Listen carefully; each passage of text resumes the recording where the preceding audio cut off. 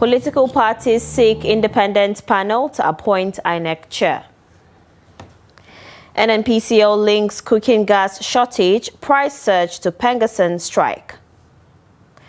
Underage minors in Plateau abandon school for mines. And on the foreign scene, Madagascar president appoints military general as prime minister. Hello, good evening and welcome to News Hour on Trust TV. I am Dorcas Yakubuzala. We begin tonight with political matters. The Interparty Advisory Council, IPAC, has called for the scrapping of state independent electoral commissions and the transfer of local government elections to the Independent National Electoral Commission, INEC, to ensure credible polls and strengthen local autonomy. Speaking at the consultative meeting of the House Committee on Constitution Review with political party leaders in Abuja, IPAC Deputy Chairman Dipo Olayoku, who represented the National Chairman, Dr. Yusuf Lentele, also advocated removing the executive's power to appoint INEC officials. The report. Olayoku proposed the establishment of an independent appointment committee comprising representatives of political parties, civil society organizations, the judiciary, and the National Assembly. Other IPAC proposals include restoring public funding for political parties, establishing an electoral offences commission, and allowing parties to replace legislators who defect or die without costly by-elections. National Women Leaders Forum president backed the special seats bill, saying it would correct gender imbalances and enhance women's political representation. IPAC has been championing local government autonomy. Politics is local.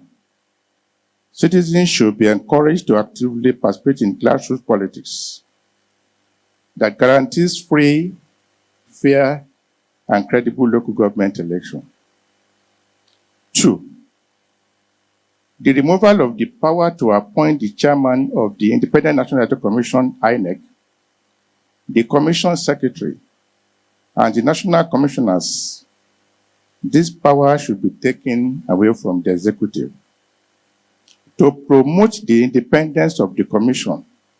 As women leaders, advocates, and stakeholders, let us seize this moment to build consensus, strengthen our strategies, and reaffirm our shared resolve. Together, we can turn advocacy into action and aspirations into realities. In his welcome address, the Deputy Speaker of the House of Representatives and Chairman of the House Committee on Constitution Review, Benjamin Kalu, called on leaders of Nigeria's registered political parties to unite behind the Constitution Review process, describing it as a historic opportunity to reshape the nation's democratic framework. He emphasized that 26 years after Nigeria's return to democratic rule, the nation has recorded progress through successive elections and peaceful transfers of power, but gaps still remain in governance, inclusiveness, and accountability. According to him, the review provides a rare opportunity to close those gaps and deliver a constitution that truly serves the people. Senate President Godswill Akpabio, represented by the Senate Chief Whip, Senator Muhammad Mogunu, said the review is a moral duty to make the constitution reflect current realities, stressing credible elections, judicial integrity, and grassroots federalism. Bills that seek to streamline our electoral process, reducing the endless litigation that undermines the will of the people. So looking at the cost effectiveness of running multiple elections in an election cycle instead of having most of the elections done in one day. That is what is before us. These are not abstract legal propositions. They are not. They are reforms that go to the heart of what it means to be a democracy. We must strengthen INEC, shield our courts from corruption, and restore the people's confidence in their institution. In India, reforms made voting accessible even in the remotest villages. In South Africa, the Constitution enshrines judicial independence as sacred. We can do the same, not by copying others, but by perfecting ourselves.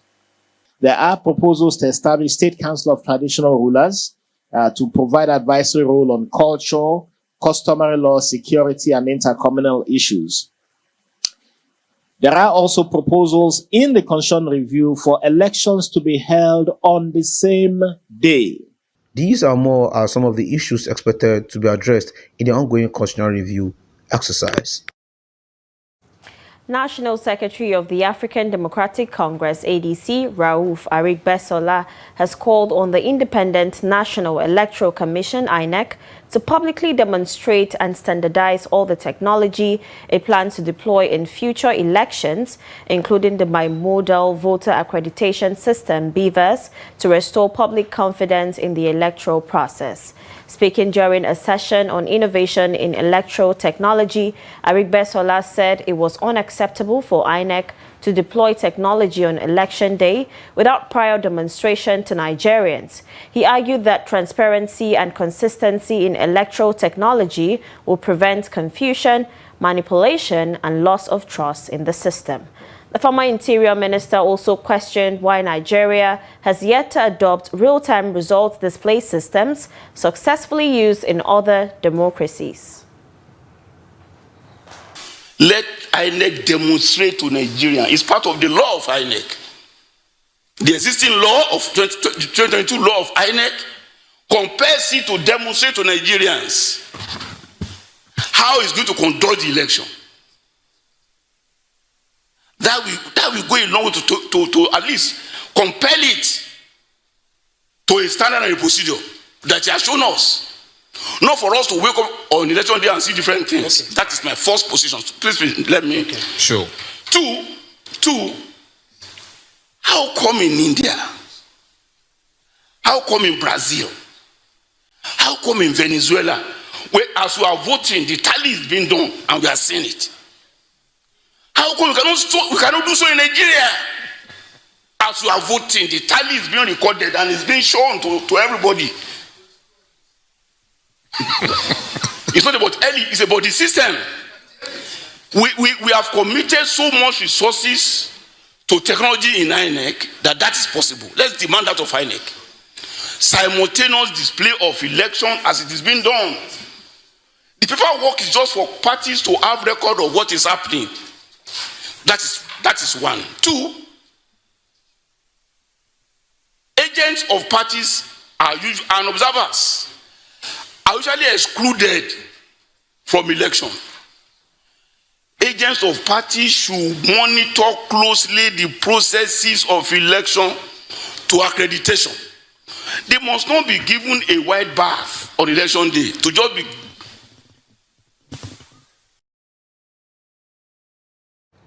Now joining us via Zoom to throw more light on the latest development on IPAC is the former IPAC chairman, Yabagi Sani. Good evening and thanks for joining us on the News Hour.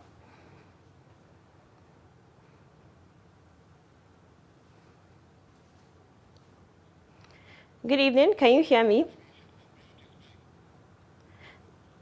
Can you please unmute your mic? I'm trying to do. I think it's on mute now. All right, good evening. Good evening. Thank you for having me. All right. So you once led IPAC. How would you assess the current leadership's call for scrapping state independent electoral, commissions?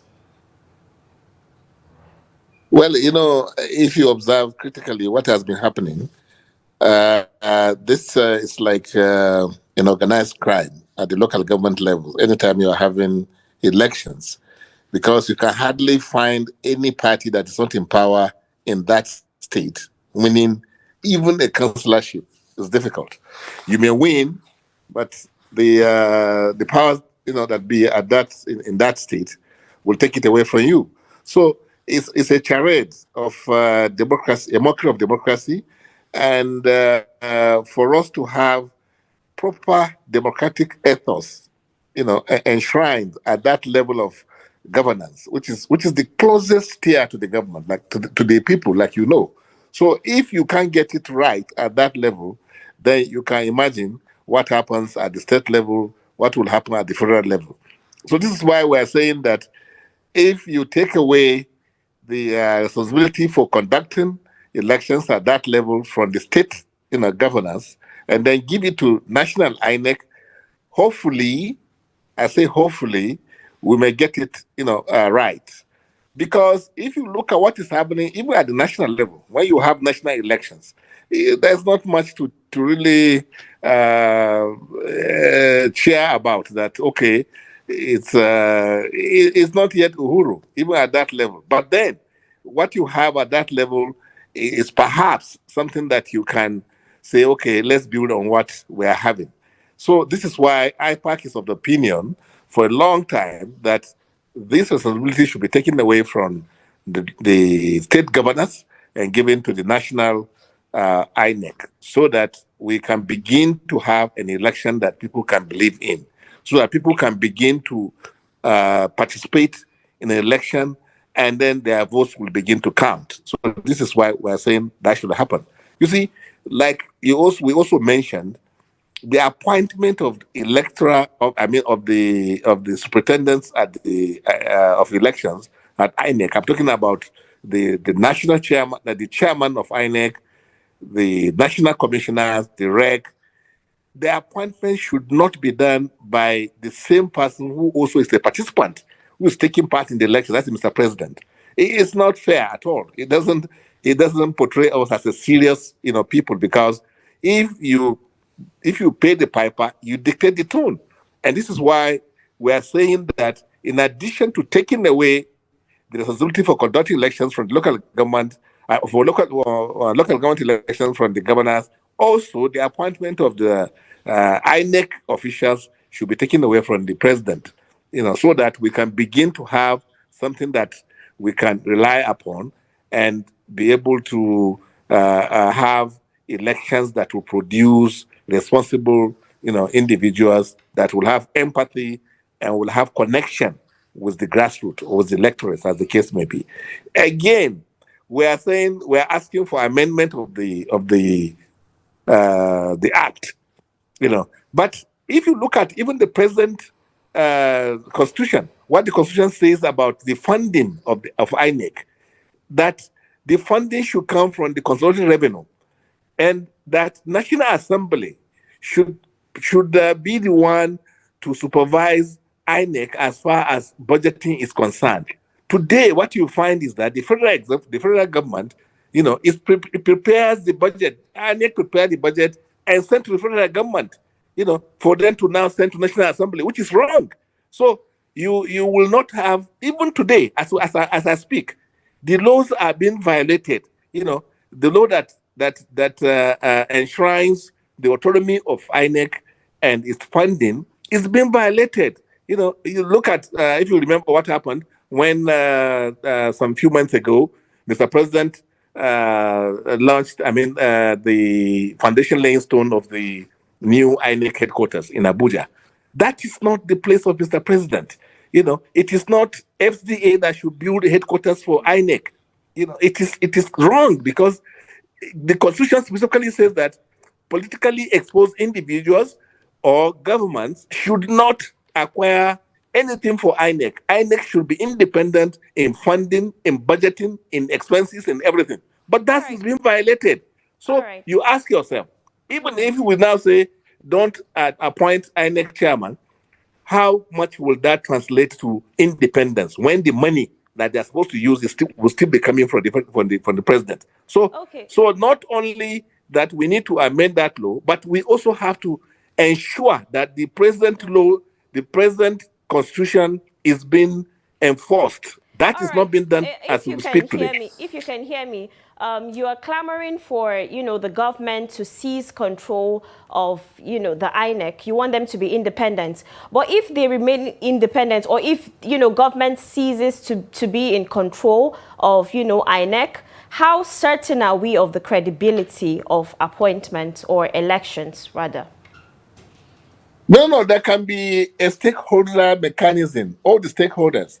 You can, for instance, have some organizations like unions, like these pressure groups, you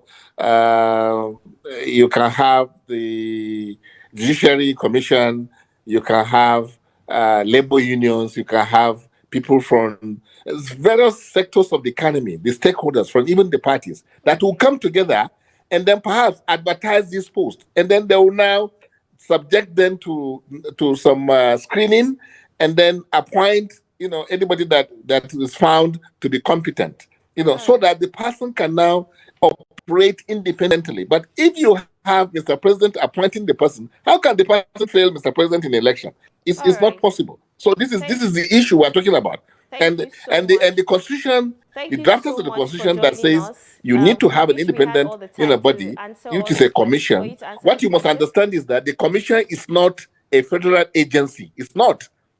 Commission is to overlook the interests of the nation. Federal agencies are, to a very large extent, overlooking the interests of the government of the day. So this is why you must have somebody that is completely independent of the government of the day, because it's a commission. It's just like you have Judicial Commission itself. You have David Allocation Commission. You have commissions like that are national bodies. They are overseeing the interests of the nation, beyond the interests of a government of the day. So this is what we are saying. All right. Now in other news, Vice President Kashim Shettima has said that Nigeria is greater than the Petroleum and Natural Gas Senior Staff Association of Nigeria, PENGASSAN, following the rift between the association and the Dangote refinery. Shettima stated this.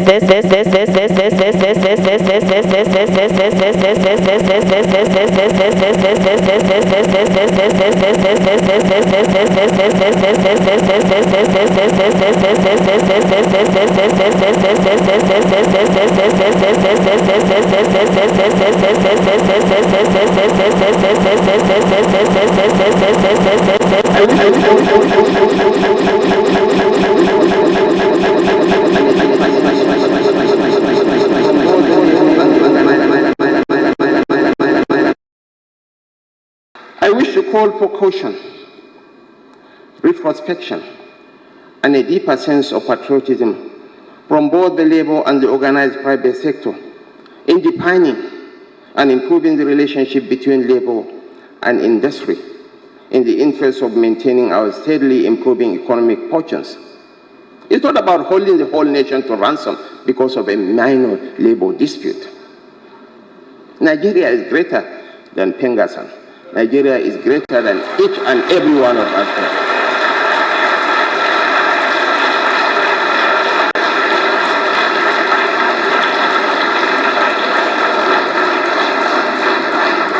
I am not coming to you as a partisan.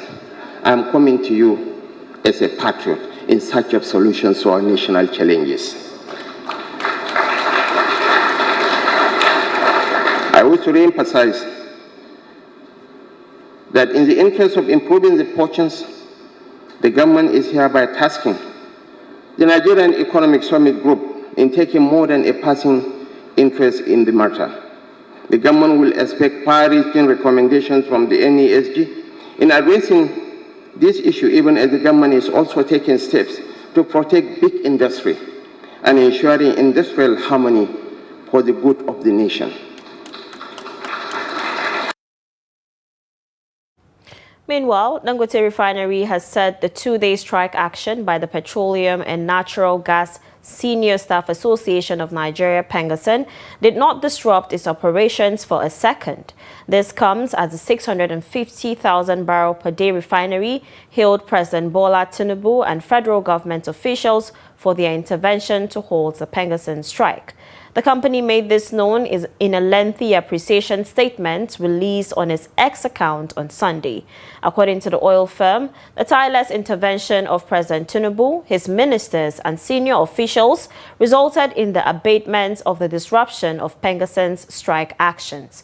A refinery noted that the unalloyed allegiance of its workers prevented disruption even for a second. Recall that PENGASSAN declared a strike against Dangote Refinery over the mass sacking of Nigerian workers. The strike action lasted for 2 days following the intervention of the federal government, with both PENGASSAN and Dangote Refinery reaching a truce. Now, Nigerians are witnessing another surge in petrol prices, raising fresh concerns about energy cost stability. From Abuja to Maiduguri, motorists say the increase ranges between 30 naira and 40 naira per litre, forcing many to drive long distances in search of cheaper stations. Take a look. The latest price adjustments took motorists by surprise. When Trust TV visited several fuel stations in Abuja, the pump price had risen noticeably. At the NNPC station in Wuse Zone 6, petrol sold for 905 naira per litre, while Mobile in Otaku and AA Rano stations dispensed at 910 naira. Motorists said the prices went up from about 890 naira per litre last week. About 910.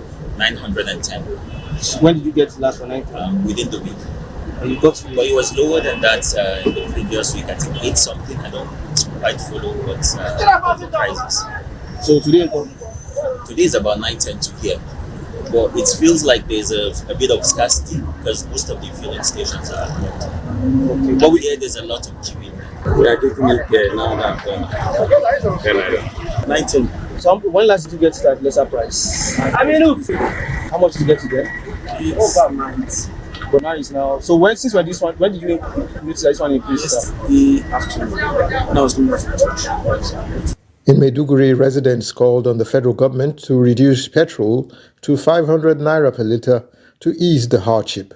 Checks around the city showed prices jumped from 915 naira to 940 naira per litre. Motorists blamed the increase on the rift between PENGASSAN and the Dangote refinery. The price increased from 915 naira to 940 naira per litre. I heard on the news that the hike was due to the dispute between PENGASSAN and Dangote refinery.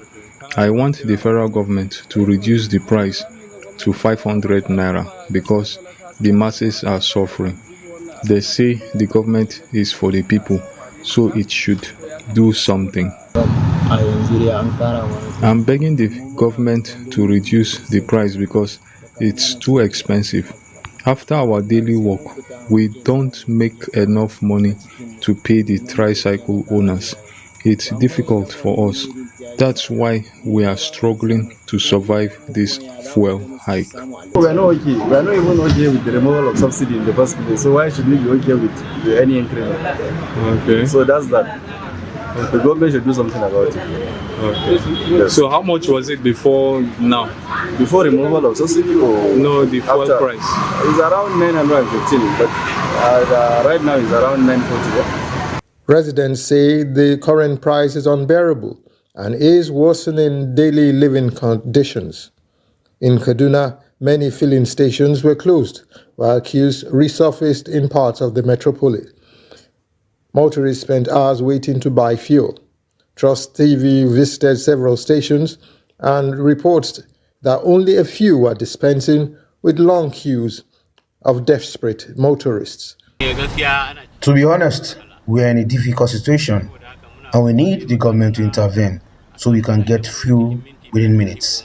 I've been in the queue for 3 hours now without moving an inch. I ate this morning around 8. In the morning? Yes, sir. And what's the time now? Now, maybe around after 3.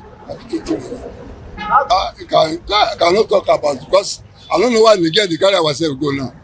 Current prices range from between 890 naira to 950 naira per litre, depending on location. In Benue State, motorists in Makurdi also decried the unstable petrol prices, saying it's worsening the cost of living and affecting transport fares. Fuel station managers attributed the changes to rising landing costs and depot expenses. As of last week, we were selling PMS at 910. The period to a week, we have to increase in order to stay in the business. Looking at this price of fuel now, I can tell you that this is has no benefit much. At the end of, I can tell you that this morning, I write the use for 4,000 and the is almost finished. I don't have money in my pocket. They are quite high compared to what we used to buy. In fact, they are very high, more than 100% increase. And in addition to that, we have other goods and services also becoming expensive at the same time. Quite in Nigeria now, but we cannot talk about it now, because today you go up, tomorrow you come down, tomorrow you go up. At least for now, we are managing it. Meanwhile, the NNPC has dismissed fears of a nationwide scarcity, giving assurances that the situation will stabilize soon. Nigerians are witnessing another price hike in the cost of cooking gas as queues appear in parts of Lagos and across some northern states. Customers are lamenting the sharp rise in prices, saying refilling a cylinder now costs far more than it did weeks ago. The report.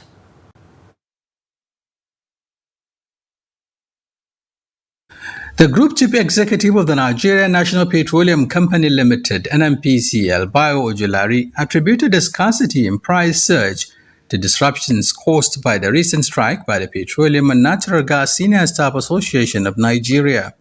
The NNPCL boss explained that the industrial action halted loading operations for days, creating an artificial shortfall that pushed prices up.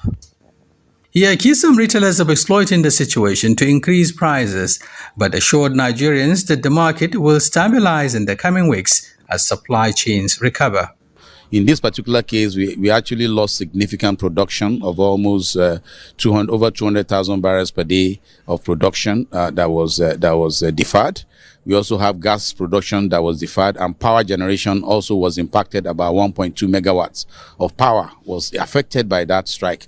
But I think I'm very pleased that the federal government, through the leadership of the Federal Minister for Labor and also full support from the National Security Advisor, we're able to pull together everyone into a dialogue and bring everybody to the table. And now there's been a communique that has been agreed on the way forward. Across Nigeria, the price of cooking gas has soared. In Lagos, residents now pay between 2,500 and 3,000 naira per kilogram as scarcity bites harder. In Jos, the Plateau State capital, the price of liquefied petroleum gas has remained relatively stable, selling between 1,080 naira and 1,150 naira per kilogram, depending on the station. At AI Zira Gas Station, the product sells for 1,100 naira and is still available. But as the strike has suspended, the price is just normal, 1,100 that we are selling LPG gas. Since about 5 months to 6 months ago, up to today, it's 1,100 naira. Nothing has per kg, nothing has increased. Before it was almost 1,400, 1,300. But now it's 1,100, and in other places there is 1,002. For now, I think it's a bit fair compared to then, because there were times we bought gas 1,003 or 1,500 per kg, but now it's 1,100. So I think it's a bit lesser now. In Kano, where gas previously sold for 1,080 naira per kilogram, prices have now risen to between 1,150 and 1,200 naira. Residents say the product has become scarce, especially in areas like Sharada, known for gas dealers. We are not happy because my business depends on cooking gas. We've gone to all the major dealers, even those around here, and several other outlets, but they don't have the product. We are now forced to rely on retailers who sell at about 1,350 to 1,400 naira per kg. We pray the situation comes under control soon. I came all the way from Giant area to this place, only to find it locked because of the scarcity of the cooking gas. Honestly, we are in a dire situation. In Lagos, consumers say they are traveling long distances to major filling stations to buy gas at cheaper rates.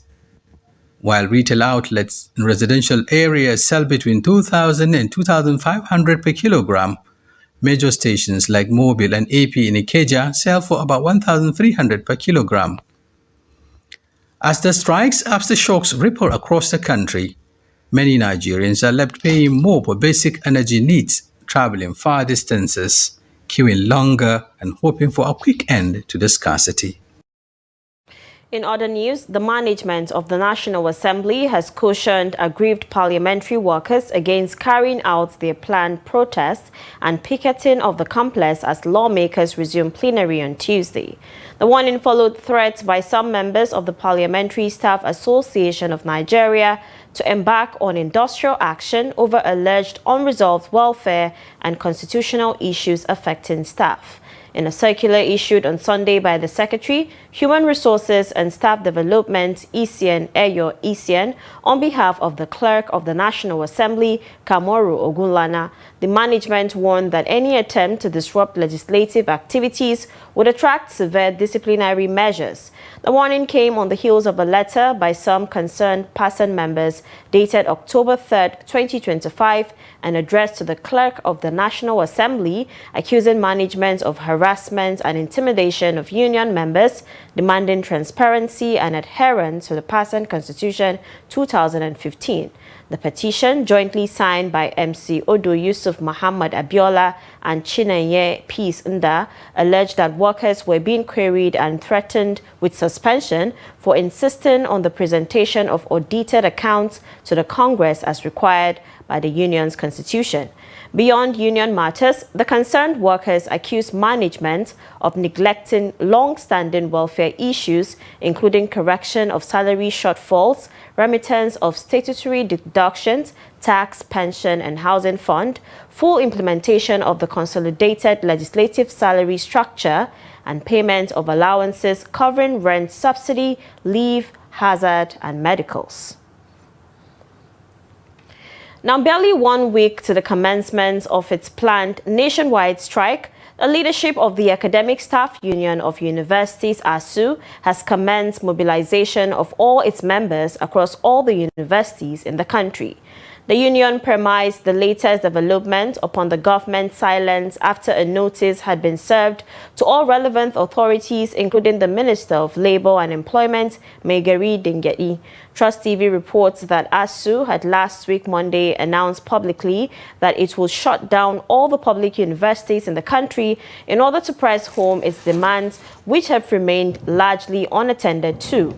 The union specifically explained that the notice, starting from Sunday, September 28, 2025, would first herald a 2-week warning strike before embarking on a total and indefinite strike over the federal government's attitude. However, in a fresh letter signed by President of the Union, Professor Chris Piwuna, and sent to all branches of the union, ASU said it had no choice than shut down the universities with strike because of the government's action. The letter, dated October 5, 2025, a copy of which was obtained by Trust TV on Monday, ASU president said he regretted to inform his colleagues that there have been no meaningful development towards resolving the matter. Now in Nigeria, the scandal over fake academic certificates keeps resurfacing from politicians to public servants, even within professional circles. Each new case raises old questions about integrity, weak verification systems, and how forgery has quietly become part of the country's qualification culture.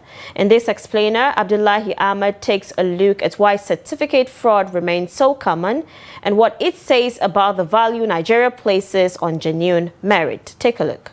It started decades ago when education became the ultimate badge of credibility. A degree, especially one from abroad, opens many doors in Nigeria. And many saw it as something they could fake. In 1999, Nigeria's first Speaker of the House of Representatives, Salisu Buhari, was caught presenting a fake University of Toronto degree and lying about his age. He resigned and was convicted, but later pardoned. Since then, the list has only grown. Kemi Adeosun, former Minister of Finance, had an NYSC exemption certificate that was reportedly fake.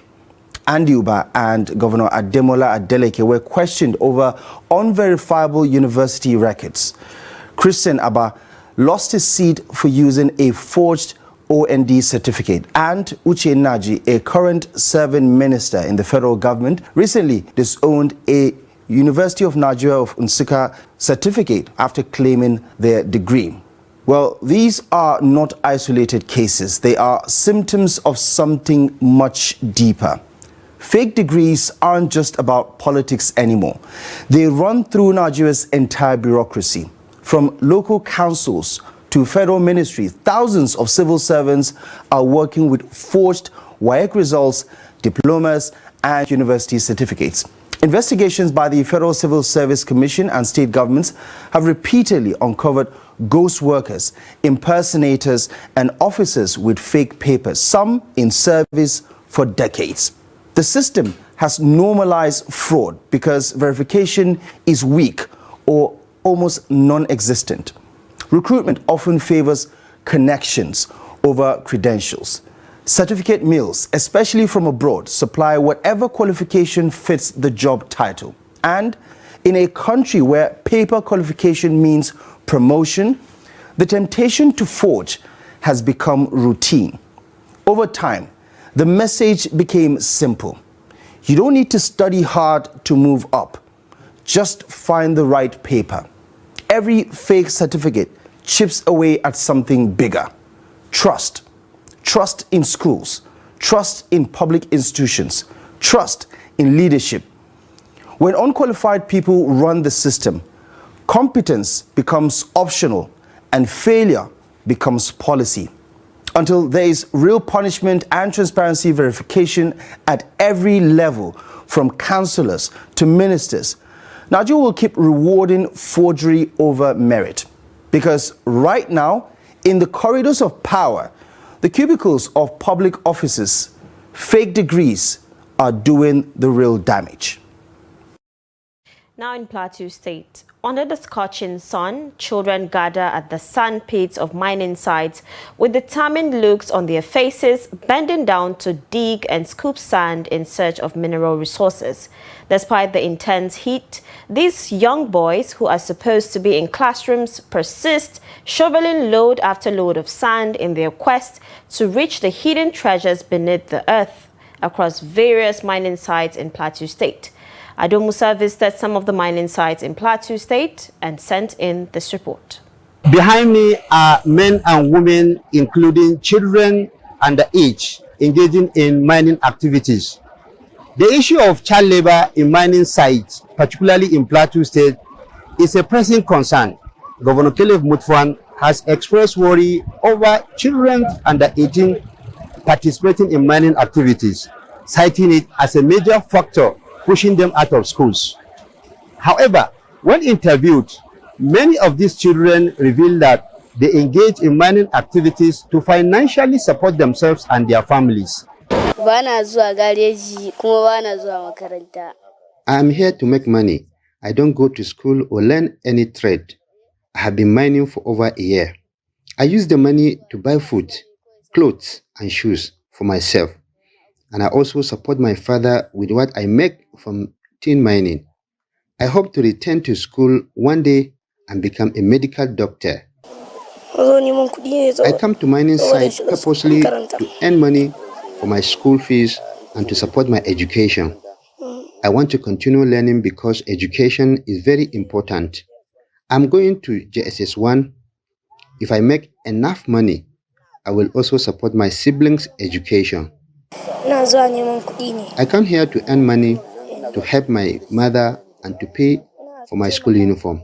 I also want to enroll my sister in school because our father passed away and I'm the one supporting the family. That is why I'm into mining. My goal is to further my education to university level and become a Navy officer in the future. The truth is, I try my best to ensure my son got an education, but he refused. He would wear his school uniform from home, but instead of going to school, he would go mining. If I force him to stop, he may end up doing something worse, since he can mine and buy his own food and clothes. I just let him be. That is the true situation. Some community members who expressed disapproval over the engagement of minors in the mining said the children often claim they do so to support their education and families. So most of the time, I walk around the bushes, I send them back home, but I realize that most of them, without even the mining, they won't be able to afford to pay their school fees, because I think I have paid some of them, most of their complaint, they send them out of school because of school fees. Minors are not supposed to be here. They are not supposed to be here because the implication is very, very big. And some parents, the reason why they are allowing some of their children to come here is because of the economic activity, the economic situation of the country. To some extent, they allow the children, but it's so unfortunate. To some extent, you will find, a parent, even if the child comes back from the mining activity, let's say in the evening, they will even be asking the child, okay, like something like that. Sunday Samuel, the executive chairman of the Plateau State Universal Basic Education Board, acknowledged the impact of mining on school enrollment and said the government is working round the clock to address the issue. What the state government is doing in curtailing the menace of out-of-school children who engage in mining activities and other activities is that we've commenced sensitization program where we've been able to reach out to community leaders, to traditional rulers who are custodians of the people, and to draw their attention on the importance of education. Children who are school-going age, it's a law that they must go to school, and failure to do so, the parents are to be prosecuted. Now we are going on advocacy. Educationists have described the situation as alarming, warning that unless urgent measures are taken, society risks raising generations of people who do not value education. They added that these children are also at risk of drifting into criminal activities, which could worsen insecurity in the long run. Ado Musa, Trust TV News, Jos. Away from Plateau State, the federal government has reaffirmed its commitment to improving teachers' welfare and promoting collaboration among educators to strengthen learning outcomes across the country. Minister of Education Dr. Tunji Alausa stated this at the 2025 World Teachers' Day celebration and the President's Teachers and Schools Excellence Awards held in Abuja. Habibat Ajayi completes the report. Teachers from across the country participated in a colorful march past to commemorate this year's celebration. Theme: Recasting Teaching as a Collaborative Profession. The event sought to promote a sense of belonging and purpose among teachers while fostering a resilient and equitable education system. The minister noted that the theme aligns with Nigeria's education reform agenda and the global initiative championed by UNESCO, ILO, UNICEF, and Education International. The current situation is that TRCN will concentrate on licensing, monitoring compliance of standard, and registration together with regulating the teacher profession, while the National Teachers Institute will focus and sustain in-service teacher training and continued professional development at basic and post-basic level. The national president of the Nigerian Union of Teachers, NUT, Haudu Hamba, expressed concern over the poor implementation of the incentives earlier approved for teachers by the former president, Muhammadu Buhari. Teachers constitute the single most important factor that lays the foundation upon which the success of any education system is built. In recognition of the importance of the professionalism in teaching as the starting point for advancing the global drive towards Education 2030, the United Nations High-Level Panel on the Teaching Profession called all nations to ensure that every learner has access to professionally trained, qualified, and well-supported teacher. The president of the Nigerian Labour Congress, NLC, Joe Ajaero, in a remark lamented that teaching is often regarded as a temporary job rather than a respected profession. He says this perspective discourages talented individuals from joining the sector and reinforces the notion of teaching as a career of last resort. Many really do not know that qualified teachers are scarce in Nigeria because we have learned to load all manners of people into our classrooms without adequate training. Recognition of the outstanding contributions to the education sector, the governments of Adamawa, Kogi, and Katsina states received awards of excellence. To encourage us to do more for the people, because especially at the foundation level, because education is so serious, and you know that we have been having challenges over the years, and we need to put in so much resources, so much energy, so that we can be able to restore the noble profession. Cash prizes, cars, and school buses were also presented to winners of the Best Teacher, Best School Leader categories as part of the awards ceremony. Habibat Ajayi, Trust TV News, Abuja. Now, since independence, Nigeria's agricultural sector has transformed from being the cornerstone of the nation's economy to one facing persistent challenges. Despite its setbacks, the sector continues to show resilience, remaining a major employer and a key contributor to the country's gross domestic product. As Nigeria celebrates 65 years of independence, Trust TV's Bello Musa examines the nation's agricultural potential before and after independence and the current challenges hindering its development. The report. Nigeria used to be a major producer of cash crops like cocoa, palm oil, groundnut, and cotton. Nigeria's agriculture accounted for over half of the GDP and was the primary source of employment, foreign exchange, earnings, and government revenue. However, the discovery and subsequent boom of crude oil export in the 1970s marked a turning point that led to the significant neglect of the agricultural sector. Farmers are still struggling with the old tools to produce food that barely feed the nation. We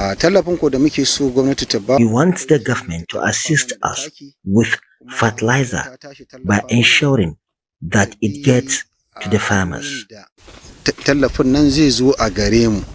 A number of farmers has reduced because out of 100%, about 20% have abandoned farming due to the cost of production.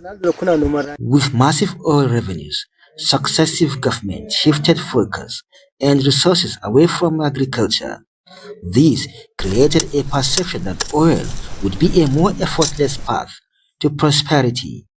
The neglect caused a sharp drop in both food and cash crop production. The challenges we are facing is in this country, each and every farmer is on his own because there is not a proper intervention from the government. When I say intervention, when you look at our budgets, the percentage given to agriculture is low, is below expectation.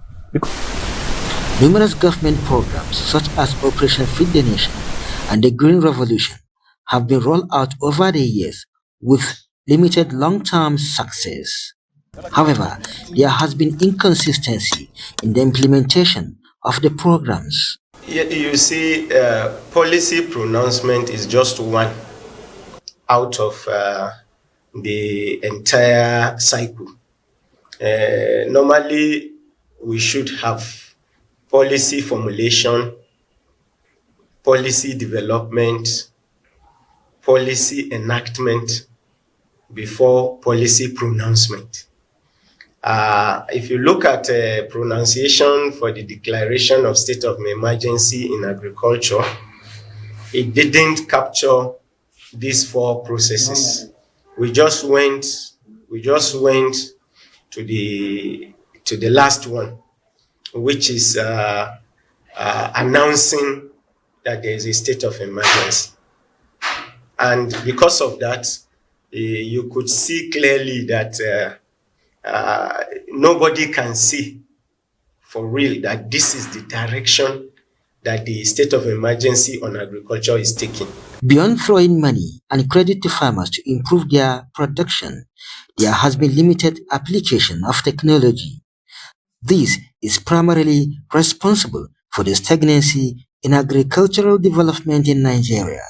Over the years, if you look at what is happening, one of the things that keeps people away from agriculture is the drudgery involved in virtually all sectors of agriculture. Every unit operation in agriculture, you find out that it is manually done, right from clearing of the land, right from tillage, right from planting, spraying, harvesting, drying. All these things are manually done. So what we have come to realize is that if you want to make the field of agriculture to become very attractive, then you have to take measures to remove the drudgery involved in agriculture. And the only way you can do that is to encourage science and engineering in agriculture. Despite effort to improve agriculture in Nigeria to ensure food security, farmer-herder conflict and insecurity in key food-producing regions, particularly the north, have displaced farmers and severely disrupted agricultural activities. Bello Musa, Trust TV News Kaduna. And now away from Nigeria, Madagascar's president, Andry Rajoelina, has appointed Rufin Fortunat Zafi-Sambo as prime minister as anti-government protests once again erupted in the country. The appointment of Zafi-Sambo, a military general, on Monday comes a week after the government was dissolved in response to the protest. However, protesters are now calling on Rajoelina himself to resign. Police fired tear gas at demonstrators on the streets of the capital on Monday, the start of a third consecutive week of protest. The unrest began over water and electricity cuts, but has evolved into broader anti-government anger against Rajoelina's administration. Protesters have gathered in cities across the country, with local TV stations broadcasting footage of people at rallies being confronted by police in the cities of Toliara and Antsiranana, also known as Diego Suarez. It's now time for sport updates with Kabir Lawal.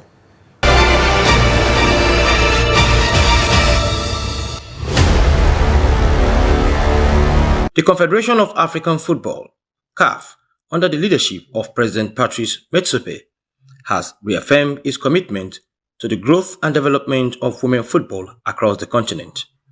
CAF confirmed that the Women's African Cup of Nations WAFCON will expand from 12 to 16 teams starting with the 2026 edition.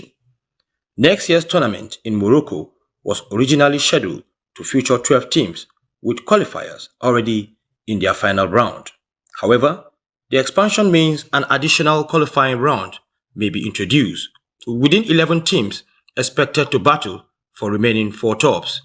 Since its inception in 1998, WAFCON has been an 8-team tournament, retaining that format until 2016 edition in Ghana. The National Sports Commission (NSC) has confirmed that it will embark on an inspection of facilities in Enugu State from October 21st to 24th, 2025 as part of ongoing preparation for the 23rd National Sport Festival tagged Coal City Games 2026. This was contained in a statement by Kola Daniel, Special Assistant Media Officer of the Director General of NSC. According to the statement, the inspection of facilities is a crucial step in ensuring standard and also ensure that festival delivers on its promise of being world-class sporting event that celebrates excellence, unity, and talent development across Nigeria. The NSC reaffirmed its commitment to working hand in hand with Enugu State government to deliver a festival that will inspire the nation and leave a lasting legacy. That's Sport News. I am Kabir Lawal.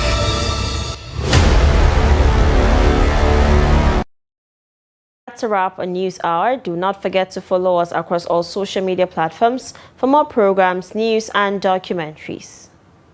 I am Dorcas Yakubuzala. Thanks for watching.